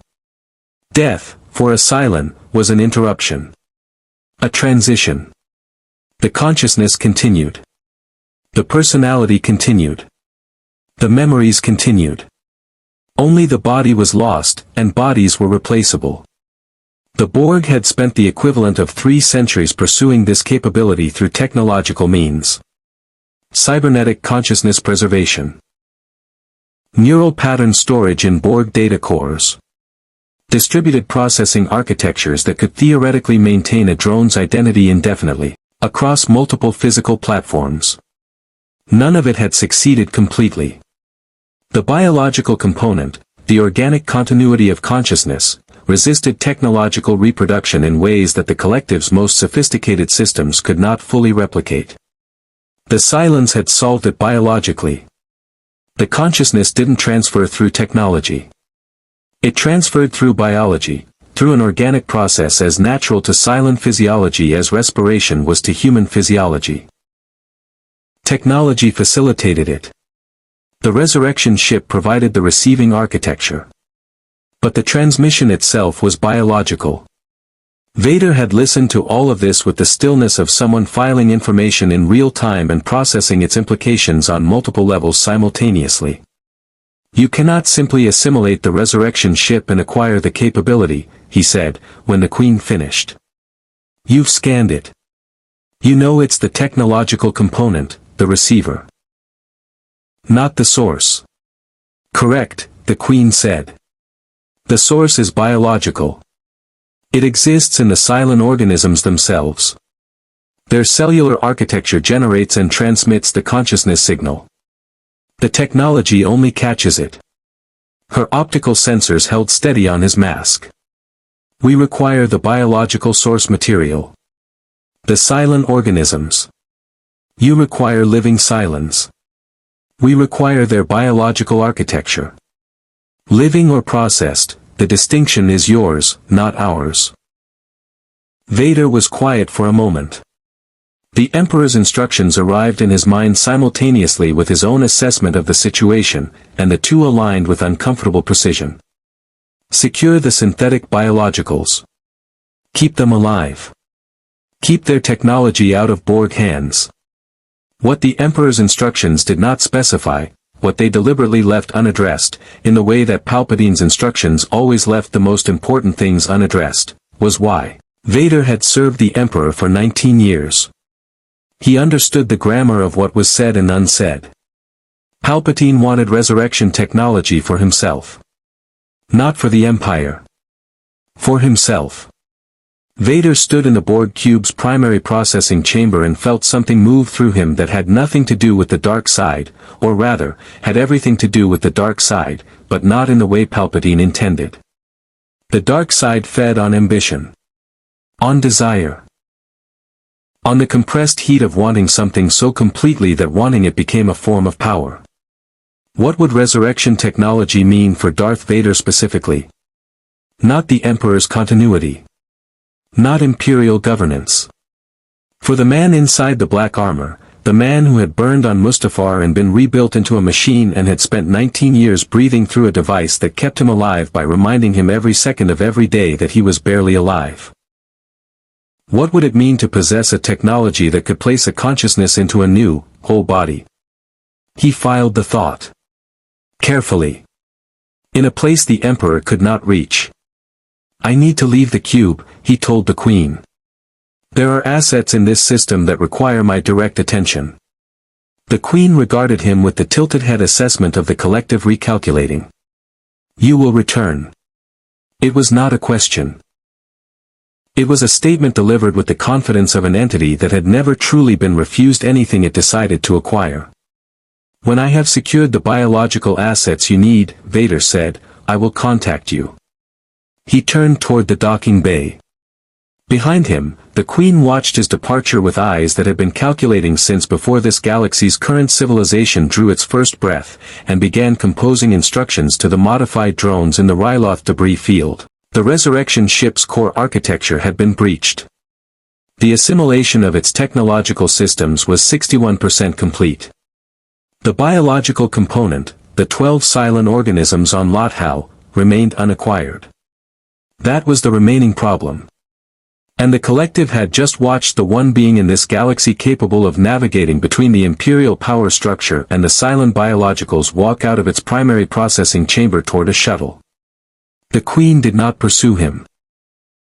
She had 14 modified drones in the Lothal system's outer approaches, riding the midichlorian network like shadows in the Force, already moving toward the garrison facility where 12 synthetic biological organisms were sitting behind walls they believed were protection. Vader did not know about the 14 drones. Not yet. The Force, which could not find the Borg, could not warn him. For the first time in 19 years of serving the dark side, Darth Vader was operating partially blind, and the thing moving through the shadows toward Lothal had adapted specifically to exploit that blindness. The 14 modified drones descended on Lothal at 0312 Standard Time, riding the planet's ionosphere like a current, their entry signatures so precisely calibrated to the midichlorian network's ambient resonance that Imperial atmospheric sensors registered them as nothing more than a fluctuation in the planet's natural electromagnetic field. They had not arrived by shuttle. They had not arrived by any conveyance the Imperial garrison's perimeter systems were designed to detect. The modified assimilation architecture, nanoprobes riding force network pathways, had given the collective something it had never previously possessed, the ability to move through living systems rather than around them. The drones had been transported to the upper atmosphere via a Borg insertion pod, a delivery mechanism so small it registered on Imperial sensors as debris, and had then descended through the planet's living force network like signals through a wire, the midichlorian pathways of every plant, every creature, every microorganism in Lothal's ecosystem carrying them downward with the patient efficiency of a river finding its level. They materialized outside the garrison's eastern perimeter at 0317. 14 figures in black exoskeletal armor, standing in the pre-dawn dark of a Lothal grassland that smelled of dew and iron-rich soil, their red optical sensors sweeping the garrison walls with the methodical patience of beings who had assimilated enough Imperial engineering data to know exactly where the sensor gaps were. The first drone was through the perimeter before the garrison's night watch completed its standard rotation. Mira felt them coming 11 minutes before they breached the outer wall. The suppressed consensus, running at minimum viable capacity, all 12 biologicals maintaining the reduced resurrection signature they had imposed on themselves, flickered with something that was not transmitted through normal Cylon channels. It came through the Force network instead. The same pathway the modified drones were using to move. The midichlorians in Myra's cells, still connected to the galaxy's living network despite suppression, transmitted the disturbance the way a spider's web transmits the presence of something moving toward its center, not a signal, not a message, but a feeling. A wrongness propagating through the network from outside the garrison walls. She was on her feet instantly, moving to where Kara and Senna stood watch in the adjacent room. "They're here," she said. Kara was already at the room's single viewport, scanning the pre-dawn darkness with eyes that, in low-light conditions, operated significantly beyond human visual parameters. I count movement along the eastern wall. Multiple contacts. They're not using any light source." "They don't need light," Senna said. She was pulling. As she spoke, a decision made in the space between one breath and the next, the calculations running through the consensus simultaneously across all 12. Suppression had bought them time. Time had run out. Whatever tactical disadvantage came from broadcasting their resurrection signature was now secondary to the immediate requirement of functioning at full Cylon capacity. "None of us do. Not anymore." Around the garrison, in the 9 other rooms where the remaining members of their enclave were held under Imperial protective custody, 11 other Cylons were making the same calculation and reaching the same conclusion. Through the consensus, Mira felt the suppression lifting across all 12 simultaneously, felt the resurrection frequency return to full broadcast strength like a held breath released. And felt the immediate, nauseating awareness that the Borg drones outside the wall felt it too. 14 red optical sensors snapping toward the garrison's center with the unified focus of a single mind locating a signal it had been tracking for 63 hours. Mira turned to the Imperial security detail. 6 stormtroopers and a sergeant, all of them awake now, all of them registering the tension in the room with the professional alertness of soldiers who understood that something was wrong without yet knowing what, and made a decision she had been hoping to avoid. "We need to fight," she said. "And we need your garrison's full complement on those eastern walls in the next 4 minutes." The sergeant. A compact woman named Harvis, whose expression suggested she had decided somewhere around hour 6 of babysitting 12 identical civilians that this assignment was going to end badly, reached for her comm unit without questioning the instruction. For years of surviving in Imperial space had taught Mira to recognize the specific quality of a soldier who prioritized outcomes over protocol. Sergeant Harvis was that quality of soldier. "All units, eastern perimeter, now," Harvis said into the comm, "unknown hostiles breaching the wall." Authorization Harvis 77 read. "This is not a drill." The alarm that followed was loud, immediate, and 4 minutes too late. The first drone came through the garrison's eastern wall not by cutting through it but by walking through a gate that the midichlorian network had already told it was operated by a specific electronic frequency, which the drone's assimilation of Imperial engineering data had already provided. It simply opened the gate. The 11 drones behind it filed through with the orderly patience of beings executing a plan that had been calculated to 17 decimal places before the first footstep. The stormtroopers on the eastern wall opened fire immediately. Blaster bolts, red streaks of compressed energy cutting through the pre-dawn dark, connected with Borg exoskeletal plating and produced the results that Admiral Rain's crew aboard the Relentless could have predicted. The first volley staggered 3 drones. The second volley staggered none. By the third volley, the adaptive shielding had calibrated to standard Imperial blaster frequencies and the energy was dispersing harmlessly across the drone's surface plating in faint green sparks. Switch to stun. Harvis's voice over the garrison comm a tactical instinct. Stun operated on a different frequency than lethal settings, potentially buying another volley or two before adaptation. She was right. The stun volley dropped one drone to a knee. The drone stood up 14 seconds later. Mira watched this from the garrison's central courtyard, where she and the other 11 had been moved by Harvis's rapid response protocol, and ran the calculations the consensus was generating with the cold efficiency of beings who had survived a Cylon civil war, a dimensional crossing, and 4 years of Imperial proximity and were not prepared to end in a garrison courtyard on Lothal. "Kara," she said. "Ready," Kara said. What happened next was something the Imperial security detail had not been briefed on. Something Mira had deliberately omitted from the contact package she had presented to Commander Rallick, the small detail she had held back, the capability she had described as beyond their current resource availability, the thing she had classified as not immediately relevant to the negotiation. Cylon biological systems, at full operational capacity, generated an electromagnetic pulse field. Localized. Short range. Powerful enough, when 12 Cylons generated it simultaneously and focused it through the consensus in a unified directional burst, to temporarily overwhelm any electronic system within 40 meters that was not specifically hardened against it. Borg exoskeletal armor was sophisticated. Adaptive. Hardened against most known energy weapons in the Star Wars galaxy. It was not hardened against a pulse generated on the same frequency as the midichlorian network, riding the force pathways directly into the drone's internal electronics, because the Borg had never previously encountered a weapon that used the galaxy's own biological infrastructure as its transmission medium. 12 Cylons generated the pulse simultaneously. 14 drones dropped. Not destroyed.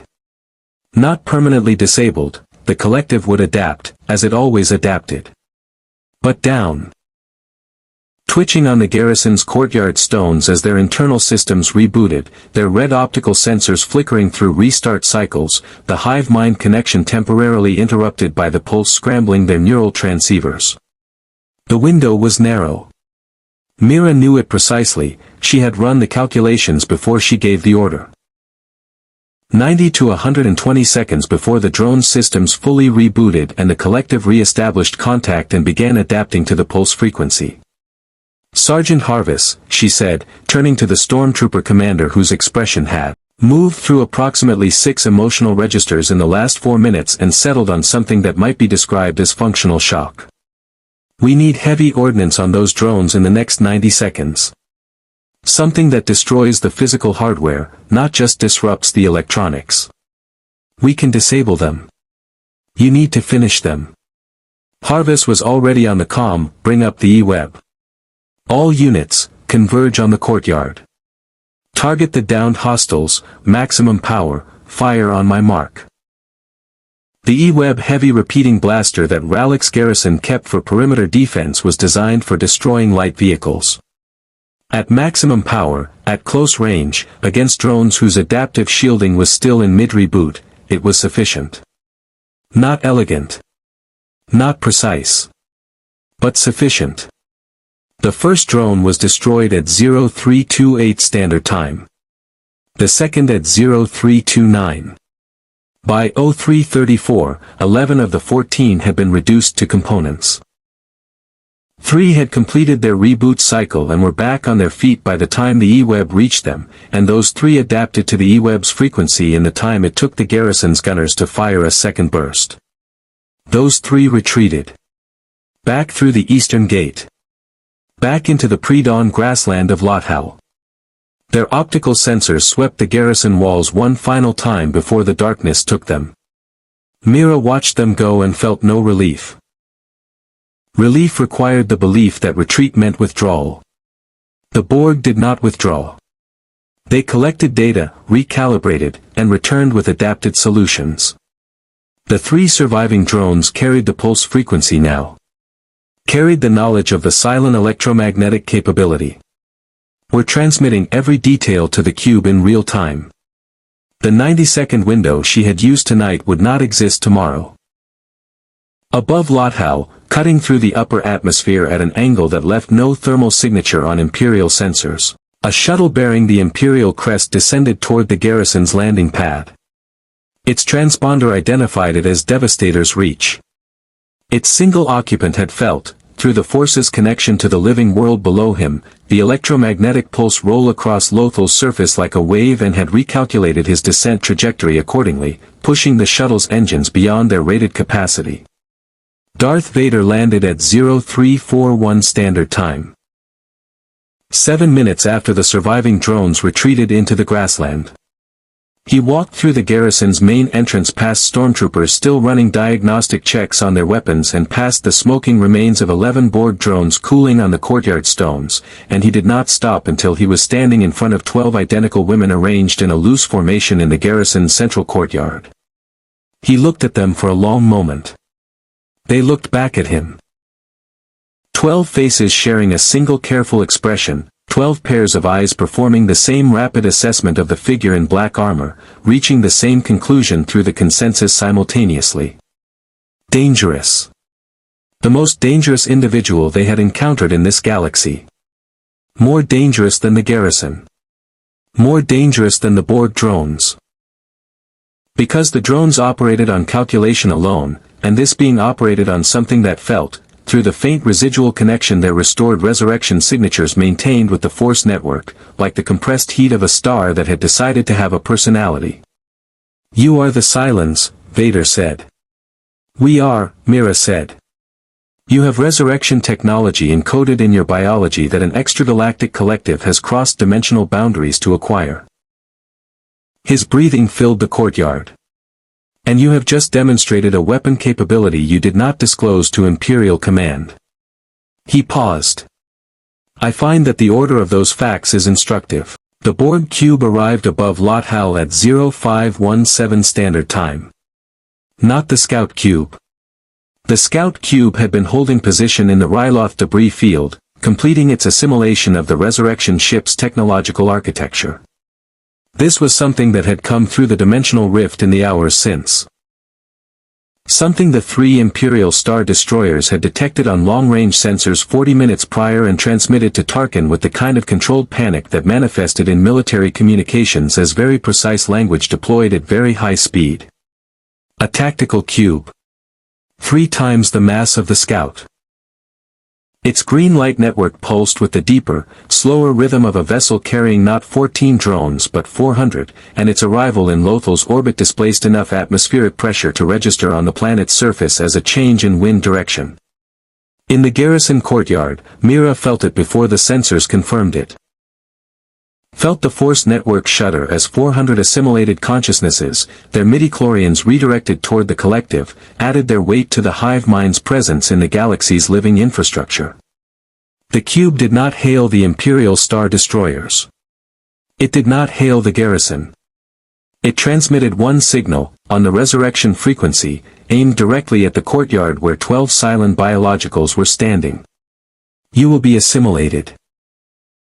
Your biological distinctiveness will be added to our own. Resistance is futile."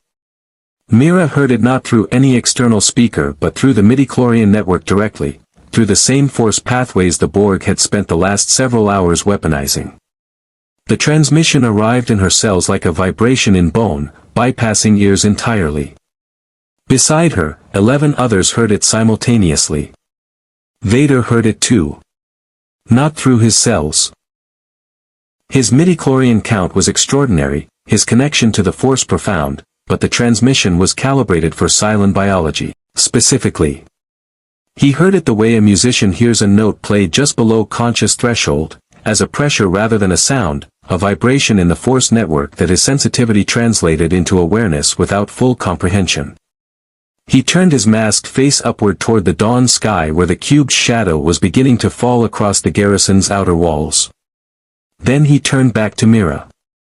"How long before it deploys ground forces?" he asked. "The Scout cube used 14 drones and a surgical approach," Mira said, her voice carrying the flat precision of someone running tactical calculations while maintaining surface calm. "A tactical cube will not be surgical. Ground deployment in approximately 9 minutes, full saturation assault, every approach vector simultaneously. She paused. Our pulse weapon is adapting proof after one exposure. The drones that survived last night transmitted the frequency. Any drone the tactical cube deploys will be pre-shielded against it. Then we do not fight them on the ground, Vader said. He was already on his comm, not to Tarkin, not to Rain aboard the Relentless. To the Executor itself, still holding position above Coruscant 4 light-hours away, whose hyperdrive could put it in Lothal orbit in 11 minutes if the jump was calculated correctly. Prepare a jump solution for Lothal, he said to the Executor's navigation officer. Minimum safe emergence distance from the planet's surface. Full weapons complement online upon arrival. A pause. You have 10 minutes. Lord Vader, a jump that precise at that distance will require 9 minutes and 40 seconds, Vader said. He closed the channel. He turned to Sergeant Harvis, who had spent the last 2 minutes absorbing information at a rate that spoke well of her neurological resilience. Get every being in this garrison into the sublevels. Blast doors sealed. You have 8 minutes. Harvis moved. The garrison erupted into controlled evacuation with the practiced efficiency of an Imperial installation that conducted regular emergency drills and had never previously needed them. Vader turned back to Mira. You said resurrection technology can be applied to other biological configurations. Other species. In theory, Mira said. They were moving as she spoke, Vader's stride forcing a pace that the 12 Cylons matched without difficulty. The biological architecture requires calibration for each species. The Cylon resurrection process was developed over generations specifically for Cylon physiology. Adapting it for another species would require significant development work. Time. Resources. A functioning resurrection ship, which we no longer have. The Scout Cube has been assimilating your resurrection ship for 16 hours, Vader said. 61% when we lost contact. Likely further now. She kept pace beside him. If they complete assimilation and integrate the technological architecture with the biological data they've extracted from us through the Force network, they will have most of what they need. Not everything. The biological component still requires a living Cylon source. But enough to begin development. Then we prevent them from completing it, Vader said. They had reached the garrison's landing pad. The Devastator's reach sat where Vader had left it, its engines still warm.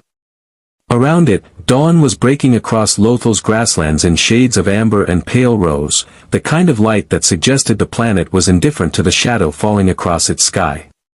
You intend to board the tactical cube, Mira said. It was not a question. I intend to reach the Queen, Vader said. She is not aboard the tactical cube, the Queen does not deploy in tactical vessels. She remains in the Scout Cube above Ryloth. He looked at Mira with the red optical sensors that gave nothing away, but the tactical cube's command architecture connects directly to the Queen through the hive mind.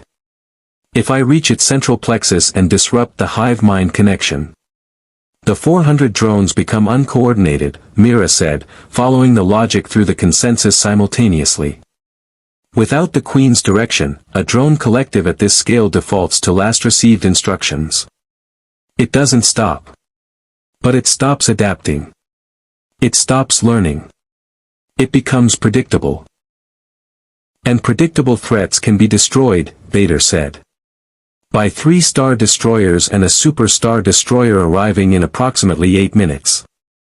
Mira looked at him for a moment. Then at the tactical cube's shadow spreading across the garrison's outer walls. Then at the shuttle. You cannot reach the central plexus alone, she said. The cube's internal architecture, you know it from the Scout Cube. But the tactical cube is larger. More complex. The collective will redirect every drone aboard the moment you enter. She paused.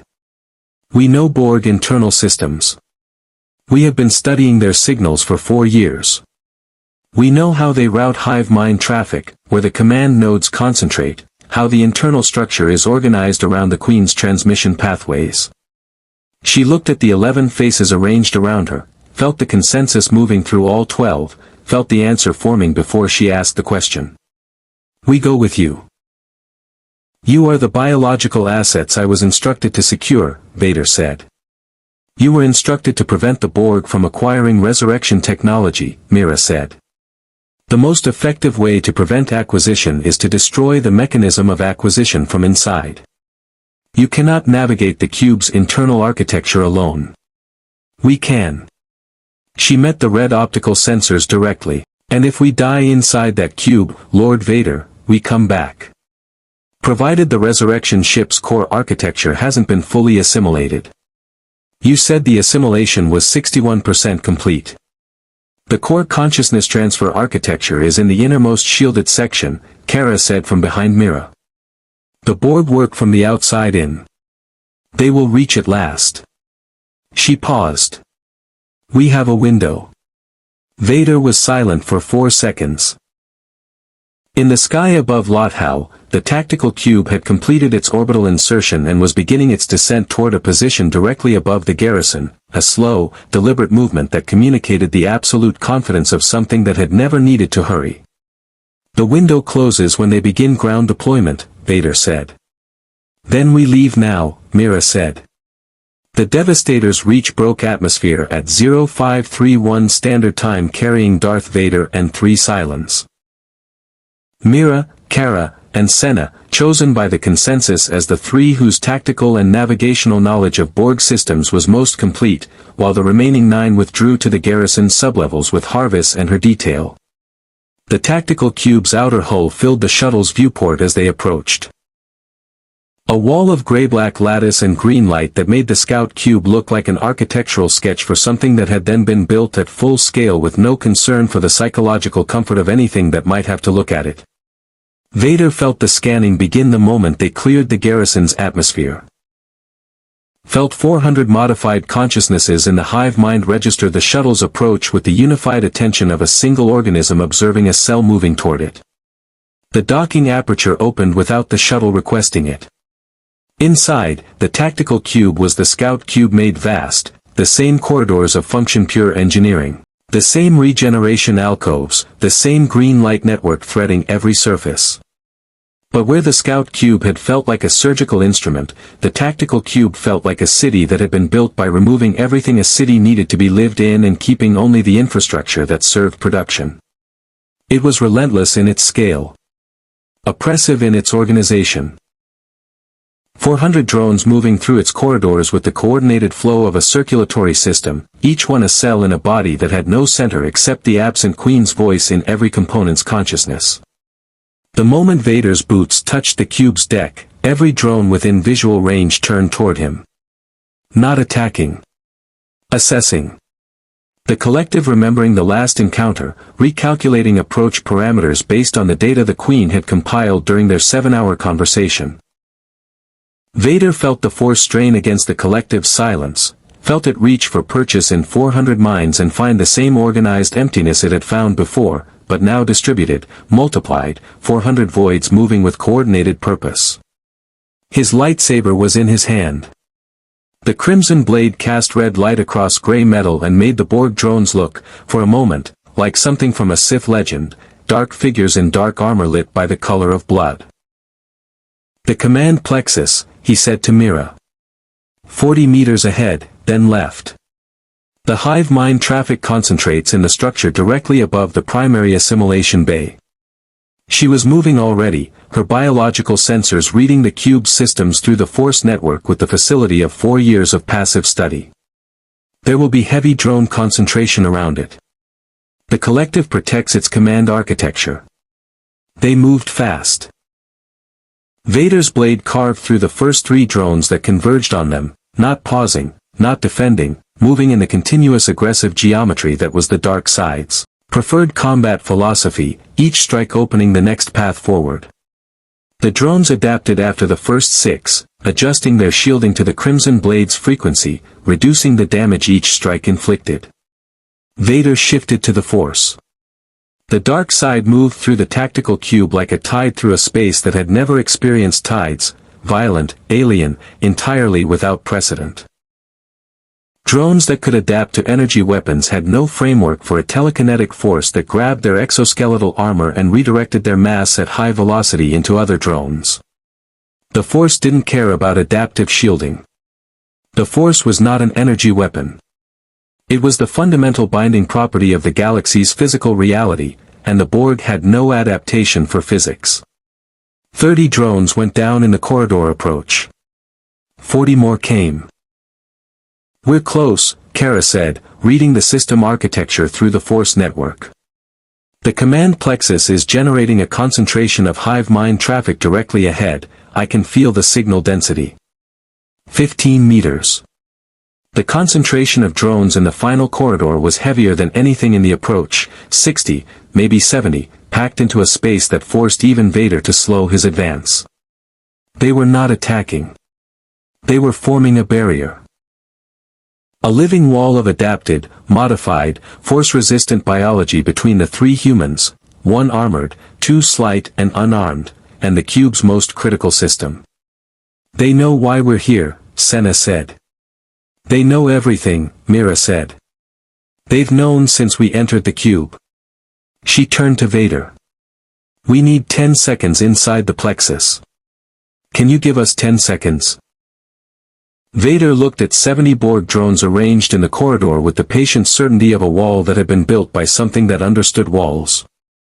He felt the dark side surge through him, felt it answer the anger that had lived in his chest since Mustafar, the compressed 19-year heat of a man who had lost everything and been rebuilt into a machine and had spent every day since operating at the edge of what the human body trapped inside the black armor could sustain.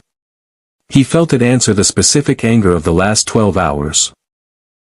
The Emperor's instructions, the unspoken expectation that resurrection technology would flow to Palpatine's hands, the dawning understanding that what Mira had confirmed in the garrison courtyard was something the Emperor intended to monopolize.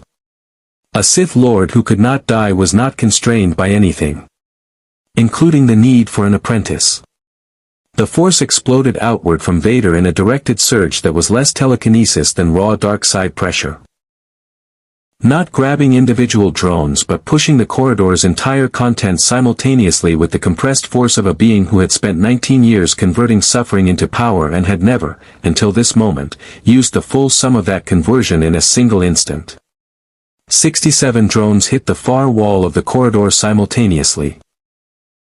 In the ringing silence that followed, Vader stood with his breathing loud and his blade extended and the dark side still rolling off him in waves that made the cube's green light flicker for 100 meters in every direction. 10 seconds, he said. Starting now. Mira and Kara moved into the command plexus. The architecture was exactly as the Force network had suggested. A concentrated node of hive mind transmission, the point where the tactical cube's 400 individual drone connections converged before routing to the Queen in the scout cube above Ryloth. It looked, to Myra's eyes, like a nervous system's ganglion rendered in green light and gray metal, dense, interlocked, humming with the collective's thought at a volume that was almost physical. She placed both hands on the primary transmission node. Through the consensus, through the resurrection frequency broadcasting from her cells at full strength, riding the same force pathways the Borg had been exploiting, she pushed back. Not a pulse weapon. Not a technological disruption. Something the Borg had no adaptation for because they had never encountered it before. A biological consciousness, fully intact and fully individual and absolutely resistant to assimilation, inserting itself into the hive mind's transmission architecture and broadcasting one signal on every frequency the collective used simultaneously. Individual. Not a word. Not a concept. A state of being. The specific irreducible signature of a consciousness that had died and come back and died and come back and new, with the cellular certainty of something that had been to the other side of death and returned intact. That individual consciousness was not a vulnerability. It was not inefficiency. It was not the collective's word for it, imperfect. It was the one thing the Borg had never been and could not assimilate because assimilation destroyed it. The hive mind connection between the tactical cube and the Queen fractured. Not severed, not permanently, not completely. But fractured, the transmission architecture overwhelmed by a signal it had never been designed to carry, the 400 modified drones lurching simultaneously as the Queen's voice in their consciousness broke into static. 6 seconds. Kara was at the secondary node, running the same signal through the backup transmission pathway. 8 seconds. The drones in the corridor behind Vader began moving again, slower, uncoordinated, their adaptive responses delayed without the Queen's real-time guidance directing their recalibration. 9 seconds. The Executor dropped out of hyperspace above Lothal. The Executor emerged from hyperspace with the controlled violence of something that had been built to make other things feel small. 19 kilometers of Imperial engineering dropped into Lothal's orbit at minimum safe emergence distance. Which, in the Executor's case, meant close enough that its gravitational displacement sent ripples through the tactical cube's stabilization systems and caused atmospheric disturbance on the planet's surface that Lothal's population would later describe as an unexpected storm. Its weapons complement came online in the 4 seconds between hyperspace emergence and full sensor acquisition. 250 turbolaser batteries, 40 heavy ion cannons, and targeting systems that could resolve individual life signs at 30 kilometers. Admiral Pyatt, commanding in Vader's absence, did not hesitate. All batteries, target the cube. Fire at will. The first volley struck the tactical cube's upper face at 0544 standard time. Unlike the inexorable engagement, a single star destroyer approaching without tactical awareness of what it faced.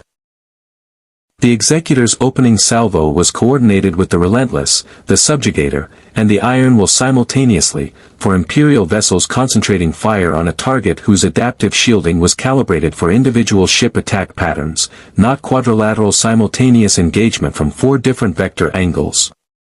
The cube's shields held. But they held at cost, the collective diverting processing power from every non-essential system including, critically, drone coordination. At the exact moment that drone coordination inside the tactical cube was already fractured by Myra's signal disruption. Inside the cube, Vader felt it. The drones in the corridor behind him had slowed from purposeful convergence to something approaching confusion, individual units executing last received instructions without the Queen's real-time adaptation guidance.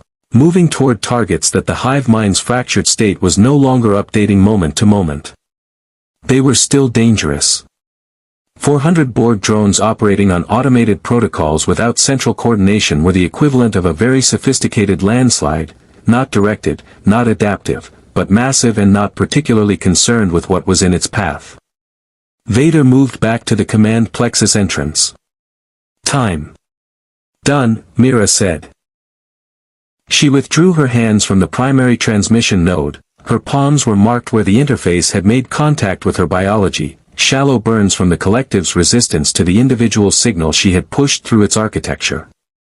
She looked at them with the calm assessment of someone noting data rather than feeling pain.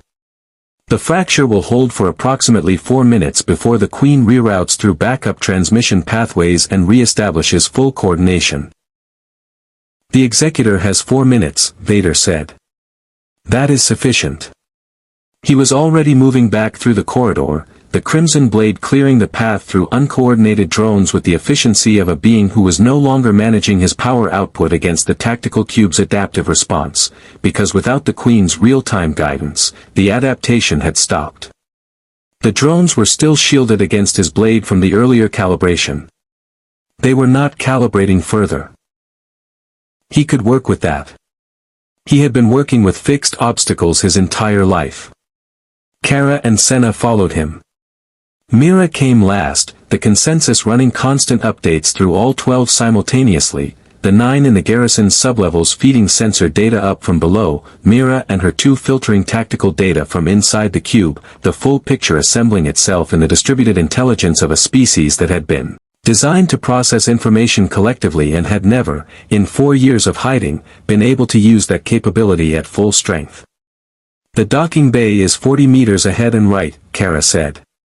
Drone concentration is highest between here and there, they were routing to ground deployment positions when the fracture hit. They're holding in the deployment corridors. Then we do not use the deployment corridors, Vader said. What followed was not elegant. It was the dark side in its most direct application, not the refined technique of a Jedi duel or the political menace of a boardroom interrogation, but the fundamental, unadorned power of a man who had converted 19 years of suffering into kinetic energy and was spending it now in a straight line toward a shuttle. Drones that crossed the path went into walls.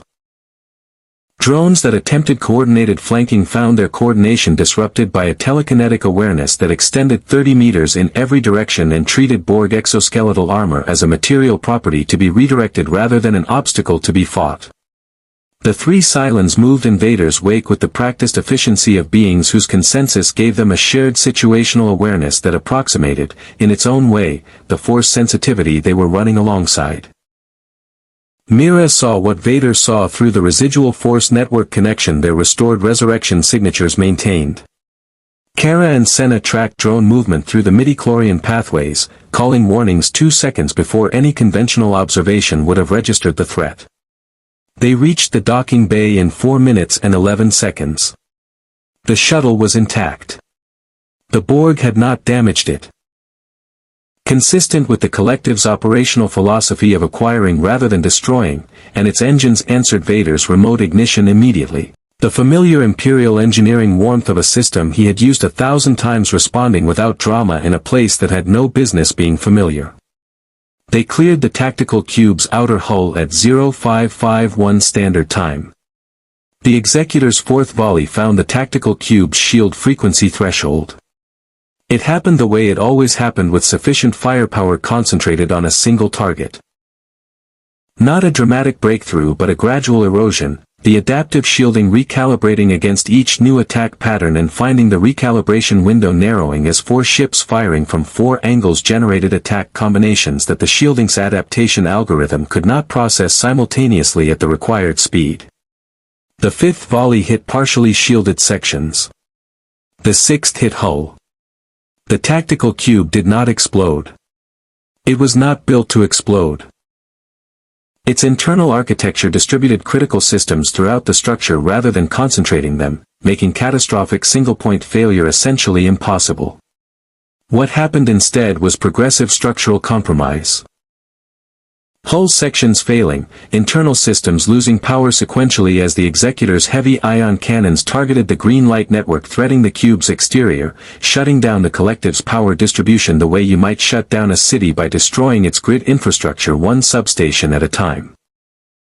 The Queen, in the scout cube above Ryloth still partially engaged with the resurrection ship's assimilation, felt the tactical cube's distress through the hive mind with the full and immediate impact of a consciousness that was simultaneously 400 individual nodes going dark.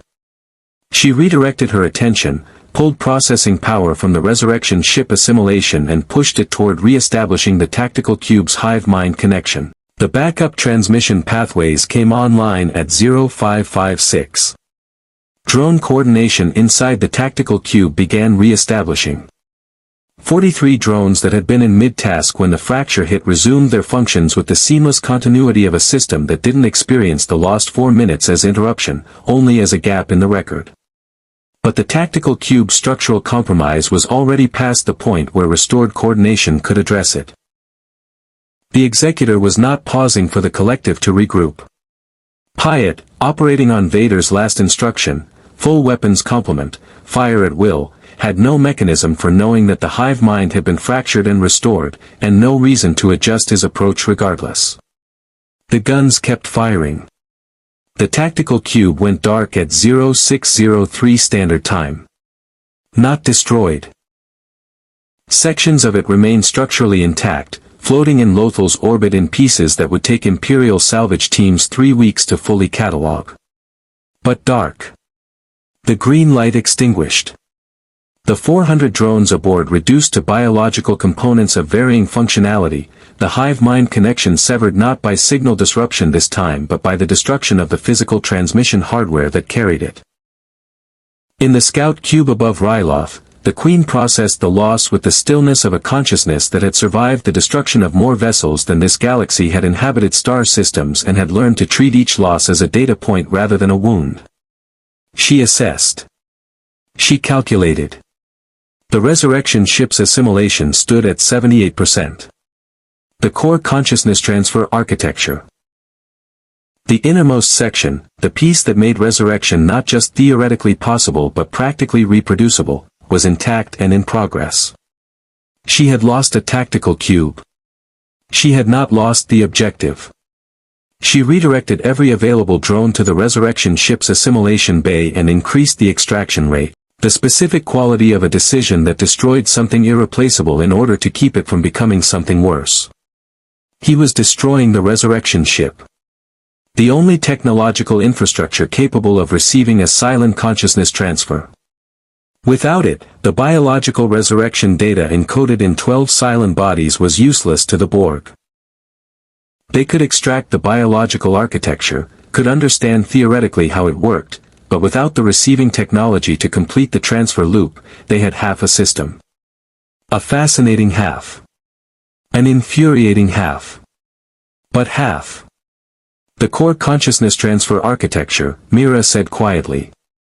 If the executor destroys it before the Borg complete extraction. They have most of the outer systems already, Vader said. I cannot prevent that. But the core is intact. It must not be acquired. Mira was quiet for a moment. 12 minds processed what the destruction of the resurrection ship meant for them specifically, not for the Borg, not for the Empire, but for 12 Cylon biologicals currently alive and functional and aware, with perfect clarity, that the thing keeping them from permanent death had just been designated a target. If we die, Kara said from behind Mira, her voice carrying the flat calm of someone who had made peace with a fact, we do not come back. Yes, Vader said. Another silence. The shuttle's engines filled it with the white noise of transit. Do it, Mira said. The executor's turbolasers found the resurrection ship at 0619 Standard Time. The Ryloth debris field lit up briefly. A bloom of energy and then the slower dispersal of material that had been a receiver for death-defying consciousness becoming, in a few seconds of applied Imperial firepower, just debris among debris. In the scout cube, the Queen felt the extraction pathway close at 79%. Felt the core consciousness transfer architecture cease transmitting. Felt the objective recalculate from acquisition in progress to acquisition failed. Felt 412 drones aboard the Scout Cube redirect their processing toward the new calculation, what remained achievable, what the 79% represented, whether continuation in this galaxy served the collective's long-term objectives against the cost already incurred. The Queen was silent in the hive mind for 11 seconds. An eternity, by collective standards. Then the Scout Cube turned. Not toward Lothal. Not toward the executor. Toward the dimensional rift coordinates, still faintly detectable in the Ryloth system's outer boundary, the scar in spacetime where the colonial fleet's catastrophic hyperspace miscalculation had torn an opening between galaxies 4 years ago. It moved without urgency. Without apparent defeat. With the patient purpose of something that had logged 79% of an objective as progress rather than failure and was withdrawing to process that progress in an environment where 3 Imperial Star Destroyers and a Super Star Destroyer were not actively firing at it. At 0641 Standard Time, the Scout Cube passed through the dimensional rift and disappeared. The rift closed behind it like a wound healing. The Ryloth system's outer boundary returned to the unremarkable darkness of ordinary space. Above Lothal, the debris of the tactical cube drifted in slow orbit, dark and cooling, the green light permanently extinguished. In the shuttle, Vader watched the rifts closing through the forward viewport with the stillness of a man filing the conclusion of an event that had not concluded, only paused. They took 79%, Mira said. Yes. They will develop it. What they have. It will not be complete without the core transfer architecture, but the collective's technological capability. They will work with what they have, Vader said. As will we. Mira looked at him. The Emperor will want what we carry. Our biological architecture. The 21% the Borg did not acquire. The Emperor wants many things, Vader said. Something in the mechanical breathing had shifted, a quality that Myra's 4 years of studying human vocal patterns identified as a decision being settled rather than announced. What the Emperor receives is a separate matter. The consensus moved the implication through 12 minds simultaneously. 12 conclusions reached in the same instant, 12 identical faces in 2 locations registering the same careful recalibration of where, in the galaxy's current power structure, their survival most plausibly resided. Not with the Emperor. Not with the Borg. With the man in the black armor who had just destroyed the one technology that could have given him back everything he had lost. Destroyed it rather than let it fall into hands that would use immortality as a weapon against a galaxy that had no defense. That was data. Significant data. The kind that changed calculations. When we land, Mira said, we should talk about what comes next. Yes, Vader said. We should. The shuttle descended toward Lothal through the dawn light, the planet's amber morning spreading across grasslands that smelled of iron and dew and the particular freshness of a world that had been present for something enormous and had continued anyway, the way worlds do, the way life does, the way the Force does, patient, persistent, indifferent to the ambitions of the things moving through it, and ancient beyond any of their reckonings. In the weeks that followed, the galaxy processed what had happened above Lothal the way it processed most things that exceeded its current framework, incompletely, and with significant denial. Imperial High Command classified the entire engagement at the highest level. The Inexorable's 47 taken crew members were listed as casualties of an unspecified deep space incident. The debris field in Lothal's orbit was designated a navigational hazard and placed off-limits pending salvage assessment that was never formally conducted. Grand Moff Tarkin filed a report so precisely worded that it conveyed everything that had occurred while confirming nothing that could be independently verified. The Emperor received Vader's personal briefing in the private observatory and said nothing for a very long time afterward. What he said when he finally spoke was not recorded. What he did not do was issue orders for the 12 synthetic biologicals to be transferred to Imperial custody. That absence of action was itself a communication. The grammar of what was left unsaid by the most dangerous being in the galaxy suggesting, to those experienced enough to read it, that the situation was being filed under unresolved rather than closed and that patience was being exercised in the particular way that Palpatine exercised patience, which was to say with the long view of someone who expected to have time. He had always expected to have time. The Cylons remained on Lothal. Nominally under Imperial protection. Practically under Vader's direct authority, which was a distinction the 12 had privately calculated as preferable, not safe, never safe, but preferable.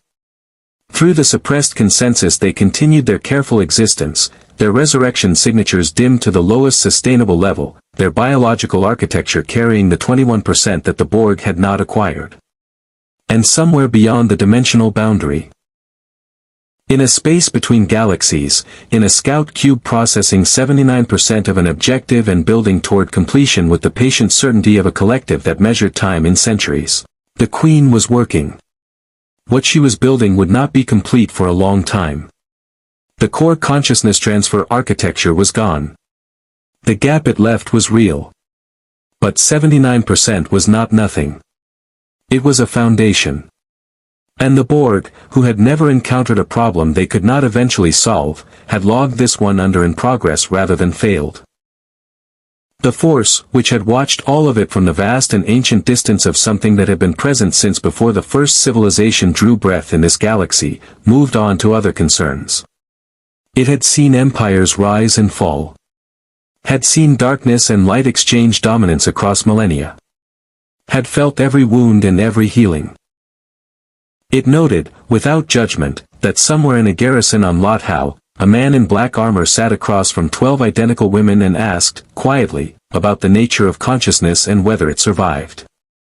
And that the answer they gave him was yes. May the Force be with you. More stories await.